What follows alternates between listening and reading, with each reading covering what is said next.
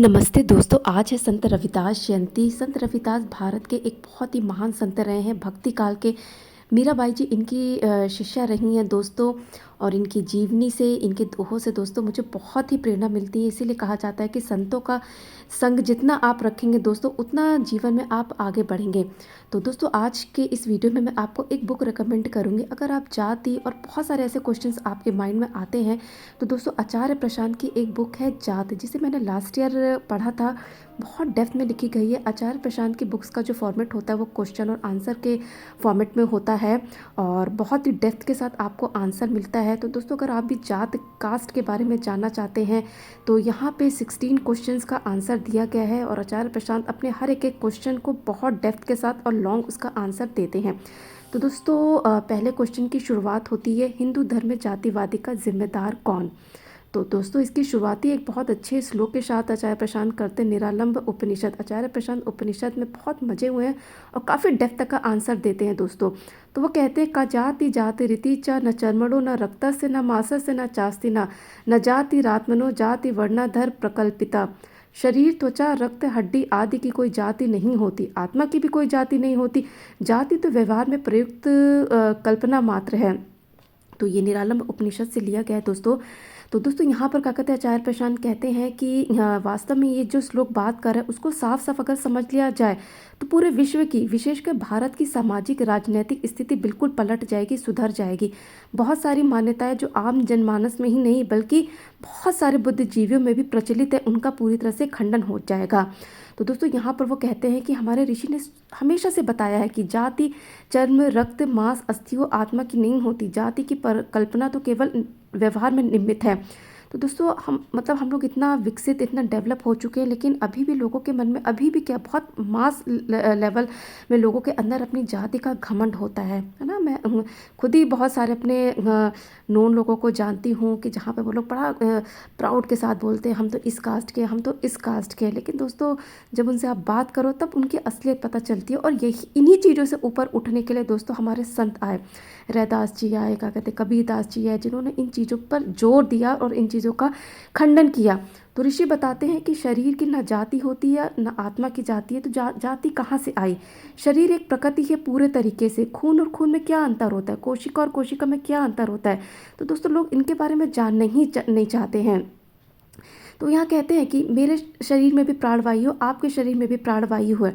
रोग सबको एक से होते हैं। दुनिया में इतने अरब लोग हैं, ठीक है, लेकिन सबकी दवाइयाँ अलग अलग नहीं हैं। एक रोग की एक दवाई बनती है। उस रोग के रोगी हो सकता है 10 करोड़ हो, वो एक दवाई लगभग उन सभी 10 करोड़ लोगों को लाभ पहुँचा देती है। तो कौन सी जाति आई।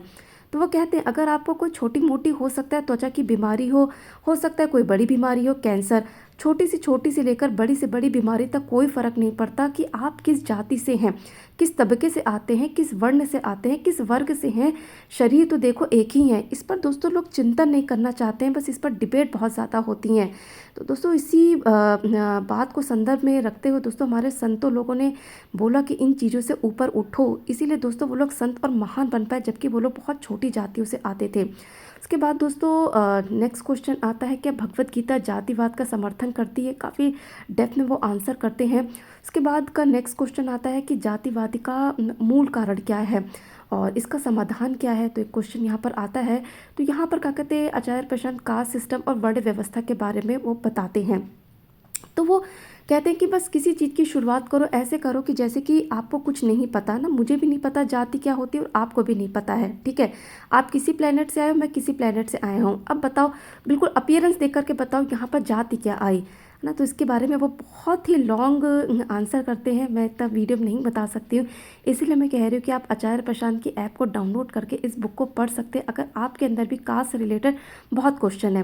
उसके बाद के क्वेश्चन आते हैं, शूद्र कौन, शूद्र को धर्मग्रंथ पढ़ने का अधिकार क्यों नहीं। तो दोस्तों प्राचीन समय से शूद्रों को बहुत ही लो लेवल का माना जाता रहा है। तो यहाँ पर आचार्य प्रशांत अपने ओपिनियन से बहुत कंस्ट्रक्टिव और लॉजिकल आंसर देते हैं। मैं पूरी तरह से सेटिस्फाइड हुई थी उनके इस आंसर से। फिर है ब्राह्मण का असली अर्थ क्या होता है। ब्राह्मण होना जाति की बात नहीं होती, ये तो ब्राह्मण नहीं।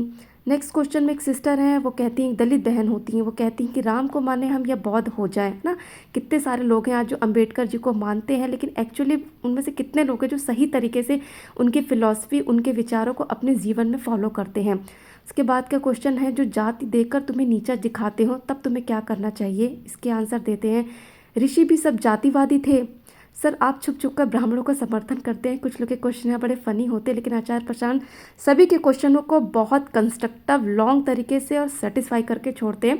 हाँ, ये बात अलग है कि सबकी अपनी अपनी ओपिनियन होती है, अपना अपना फीडबैक होता है, लेकिन आचार्य प्रशांत बहुत गहनता के साथ उसके आंसर करते हैं। नेक्स्ट के क्वेश्चन में आता है, जो लोग मंदिर में दलित नहीं जा सकते हैं। फिर क्वेश्चन आता है कि ये कैसे मिटेगी ये जाति।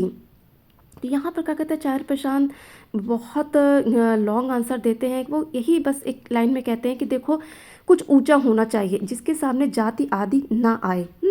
संस्था में इतने लोग हैं, क्या तुम्हें पता है कितने लोग की जाति क्या है ना? तो यहाँ पर दोस्तों वो बहुत ही लॉन्ग आंसर देते हैं। वो यही कहते हैं, जाति तभी हटेगी जब उसमें क्यूरोसिटी ही मिट जाए, है ना, जब आपका इंटरेस्ट खत्म हो जाए, जब किसी ऊंची चीज़ में पूरी उत्सुकता तुम्हारी लग जाती है, तब जाति का कॉन्सेप्ट मिट जाता है। उसके बाद आता है, अंतरजातीय विवाह में अड़चने, धर्म बदला नहीं जाता पर सहा भी नहीं जाता। तो दोस्तों 16 क्वेश्चन हैं इस बुक में, बहुत कंस्ट्रक्टिव तरीके से उन्होंने आंसर किए हैं।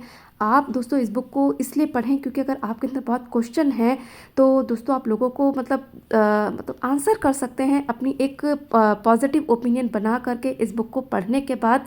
तो मैं हाईली रिकमेंड करूँगी, जिन लोग का इंटरेस्ट है वो आचार्य प्रशांत के ऐप स्टोर पे जाकर के बहुत नॉमिनल 21 रुपये में आप इस बुक को, ई बुक को ले सकते हैं और उनकी बुक को पढ़िए और उनके आंसर्स को जानिए। तो कहीं ना कहीं दोस्तों बहुत नॉलेज में इन्हेंसमेंट होगी और आपको बहुत गहनता से, गहराई के साथ कुछ बातें आपको पता चलेंगी।